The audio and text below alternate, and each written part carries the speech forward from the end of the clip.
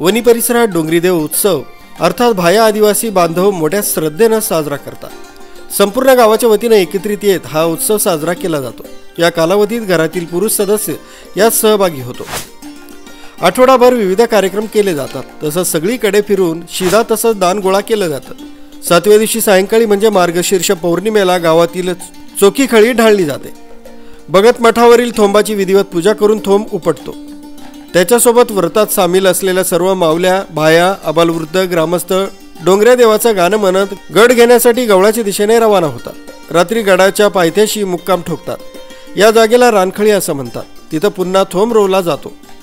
दरम्यान गावातील प्रमुख ग्रामस्थ, भगत, मुदानी गवळाजवळ जातात। तिथं स्वच्छता सारवण करतात।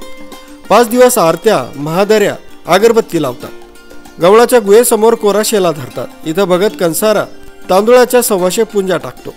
संपूर्ण पूजा अर्चा झाल्यावर भगत मोठ्यानं 5 वेळा लक्ष्मीच्या नावानं लक्ष्मी असा आवाज देताच खाली रानखळीवर थेंबाभोवती बसलेल्या मावल्या, भायांचा सूड उठतो आणि सर्व मावल्या घुमू लागतात। गाणे म्हणत नाचू लागतात। या दिवशी सर्व मावल्या पहाटे 5 वाजताच नेहमीप्रमाणे नदीवर जाऊन स्नान करतात। त्यानंतर प्रत्येक माऊलच्या कमरेला कोराशेल्याची ओटी बांधली जाते। ओटीत डाळी, पोहे, नारळ बांधतात। सर्व मावल्या झुंजामुंजालाच गडावर चढून गवळाजवळ जातात।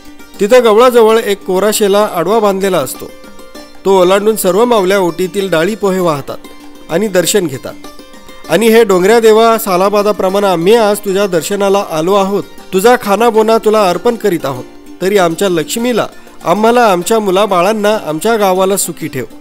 आमच्या शेतीबाडीत धान्याला बरकत येऊ दे, अशी मनोभावे प्रार्थना करतात। भगत या जागी लाल कोंबडा जिवंत सोडतो, तर लाल बोकडाला फक्त मानवतो।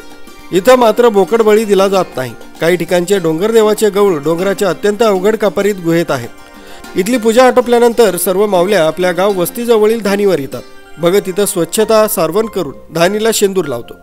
या जागेवर सुद्धा तांदूळ कंसाराच्या 125 पुंजा टाकल्या जातात। नेहमीप्रमाणे धानीवरही कथा लावून सूड उठवला जातो। व्रत घेतल्याचे अंगातील वारे नष्ट व्हावे म्हणून आपापल्या वाऱ्यानुसार बोकड, कोंबड्याचा बळी दिला जातो। गवळाला मान देऊन आणलेला लाल बोकड, कोंबडा धानीवर बळी देतात। शिवारातील रानवाला धवळा कोंबडा जिवंत सोडतात। भवऱ्याभूत, खैरा कोंबडा, गाव मावल्या, लाल कोंबडा, लाल कोंबडी, काळभूत, लाल कोंबडा, मसोबा, फिरंग्या कोंबडा, हिरवा देव, काळीपाटीची बकरी आदी वस्तूंचा बळी देण्याचा कार्यक्रम होतो। लोक वर्गणीतून खरेदी केलेल्या सर्व बोकडांचा बळी देऊन रात्री सर्व गावाला गाव जेवण दिलं जातं। याला भंडारा असे म्हणतात।